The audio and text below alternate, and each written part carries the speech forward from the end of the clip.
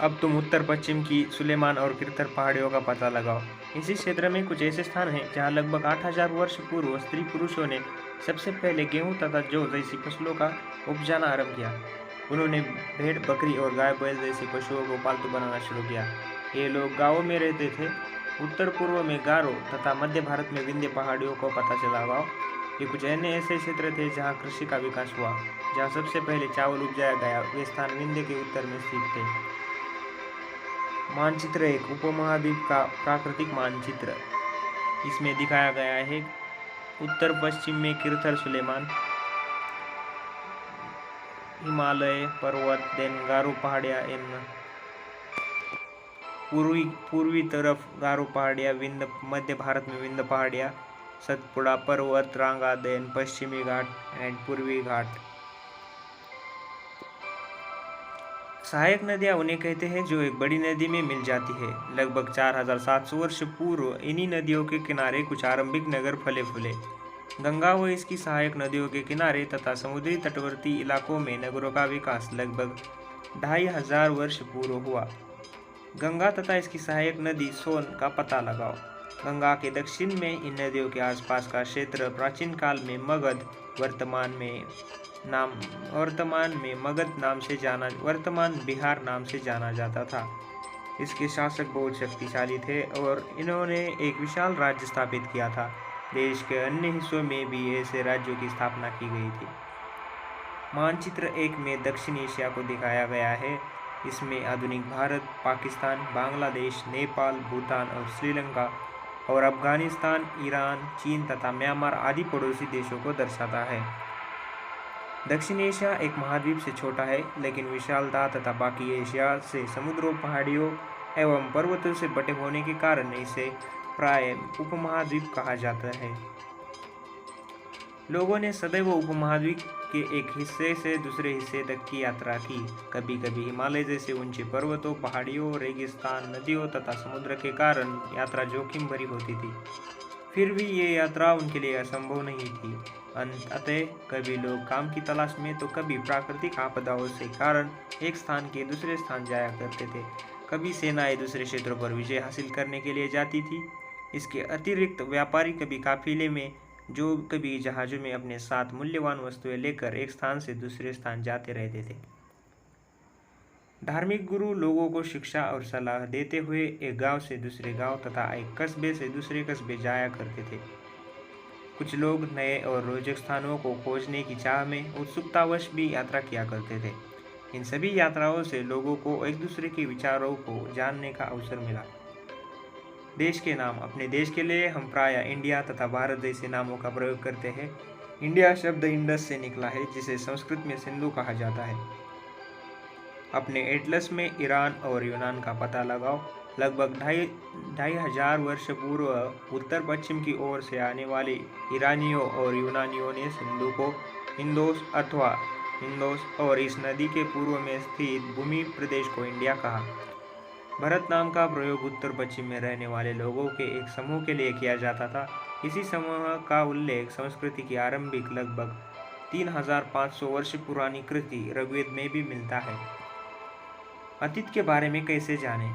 अतीत की जानकारी हम कई तरह से प्राप्त कर सकते हैं। इनमें से एक तरीका अतीत में लिखी गई पुस्तकों को ढूंढना और पढ़ना है। ये पुस्तकें हाथ से लिखी होने के कारण पांडुलिपि कही जाती है। अंग्रेजी में पांडुलिपि के लिए प्रयुक्त होने वाला मैन्युस्क्रिप्ट शब्द लैटिन शब्द मेनु, जिसका अर्थ हाथ है, इससे निकला है। ये पांडुलिपियाँ प्रायः ताड़पत्रों अथवा हिमालय क्षेत्र में उगने वाले बुर्ज नामक पेड़ की छाल से विशेष तरीके से तैयार भोजपत्र पर लिखी मिलती है। इतने वर्षों में इनमें से कई पांडुलिपियों को कीड़ों ने खा लिया तथा कुछ नष्ट कर दी गई। फिर भी ऐसी कई पांडुलिपियाँ आज भी उपलब्ध हैं। ये पांडुलिपियाँ मंदिरों और विहारों में प्राप्त होती है। इन पुस्तकों में धार्मिक मान्यताओं, व्यवहारों, राजाओं के जीवन, औषधियों तथा विज्ञान आदि सभी प्रकार के विषयों की चर्चा मिलती है। इनके अतिरिक्त हमारे यहाँ महाकाव्य, कविताएं तथा नाटक भी हैं। इनमें से कई संस्कृत में लिखे हुए मिलते हैं, जबकि अन्य प्राकृत और तमिल में मिले। प्राकृत भाषा का प्रयोग आम लोग करते थे। हम अभिलेखों का भी अध्ययन कर सकते हैं। ऐसे लेख पत्थर अथवा धातु जैसी अपेक्षाकृत कठोर सतहों पर उत्कीर्ण किए गए मिलते हैं। कभी कभी शासक अथवा अन्य लोग अपने आदेशों को इस तरह उत्कीर्ण करवाते ताकि लोग उन्हें देख सके, पढ़ सके, उनका पालन कर सके। कुछ अन्य प्रकार के अभिलेख मिलते हैं जिनमें राजाओं, रानियों सहित अन्य स्त्री पुरुषों ने अपने कार्यों के विवरण उत्कीर्ण करना है। उदाहरण के लिए शासक लड़ाइयों में अर्जित विजयों का लेखा जोखा लिखा करते थे। चित्र में दिया गया है लगभग 2250 वर्ष पुराना यह अभिलेख वर्तमान अफगानिस्तान के कंधार से प्राप्त हुआ। यह अभिलेख अशोक नामक शासक के आदेश पर उत्कीर्ण कर गया था। इस शासक के विषय में पढ़ोगे, जब हम कुछ लिखते हैं तब हम किसी की लिपि का प्रयोग करते हैं। इसमें यूनानी तथा अरेमिक भाषा का प्रयोग किया था।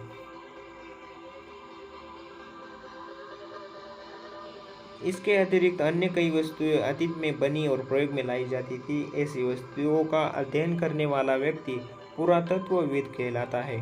पुरातत्वविद पत्थर और ईंट से बनी इमारतों के अवशेषों, चित्रों तथा मूर्तियों का अध्ययन करते हैं। वे औजारों, हथियारों, बर्तनों, आभूषणों का भी अध्ययन करते हैं। चित्र बाय एक प्राचीन नगर से प्राप्त पात्र। इस तरह के पात्रों का प्रयोग 4700 वर्ष पूर्व होता था। दाएं दिया गया है एक पुराना चांदी का सिक्का। इस तरह के सिक्कों का प्रयोग लगभग 2500 वर्ष पूर्व होता था। पांडुलिपियों, अभिलेखों तथा पुरातत्व से ज्ञात जानकारियों के लिए इतिहासकार प्रायः स्रोत शब्द का प्रयोग करते हैं। इतिहासकार उन्हें कहते हैं जो अतीत का अध्ययन करते हैं। स्रोत के प्राप्त होते ही अतीत के बारे में पढ़ना बहुत रोचक हो जाता है, क्योंकि इन स्रोतों की सहायता से हम धीरे धीरे अतीत का पुनर्निर्माण कर जाते हैं। इतिहासकार तथा पुरातत्वविद उन जासूसों की तरह है जो इन सभी स्रोतों का प्रयोग सुराग के रूप में कर अतीत को जानने का प्रयास करते हैं। तिथियों का मतलब, अगर कोई तुमसे तिथि के विषय में पूछे तो तुम शायद उस दिन तारीख, माह, वर्ष जैसे कि 2000 या इसी तरह का कोई और वर्ष बताओगे। वर्ष की गणना ईसाई धर्म प्रवर्तक ईसा मसीह के जन्म की तिथि से की जाती है। अतः 2000 वर्ष कहने का तात्पर्य ईसा मसीह के जन्म के 2000 वर्ष के बाद से है। ईसा मसीह के जन्म के पूर्व की सभी तिथियां ईसा पूर्व ईसा से पहले के रूप में मानी जाती है। इसे पुस्तक में हम 2000 को अपना आरंभिक बिंदु मानते हुए वर्तमान से पूर्व की तिथियों का उल्लेख करेंगे। इतिहास और तिथियां।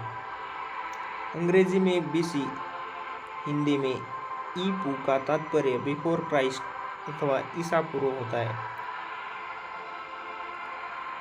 कभी कभी तुम तिथियों से पहले AD यह लिखा पाते हो। यह एनो डोमिनी नामक दो लैटिन शब्दों से बना है। इसका अर्थ ईसा मसीह के जन्म के वर्ष से है। कभी कभी AD की जगह CE तथा BC की जगह BCE का प्रयोग होता है। AD की जगह CE अक्षरों का प्रयोग कॉमन इरा और BCE का प्रयोग बिफोर कॉमन इरा के लिए होता है। हम इन शब्दों का प्रयोग इसलिए करते हैं क्योंकि विश्व के अधिकांश देशों में अब इस कैलेंडर का प्रयोग सामान्य हो गया। भारत में तिथियों के इस रूप का प्रयोग लगभग 200 वर्ष पूर्व आरंभ हुआ था। कभी कभी अंग्रेजों के BP अक्षरों का प्रयोग होता है जिसका तात्पर्य बिफोर प्रेजेंट वर्तमान से पहले है। धन्यवाद।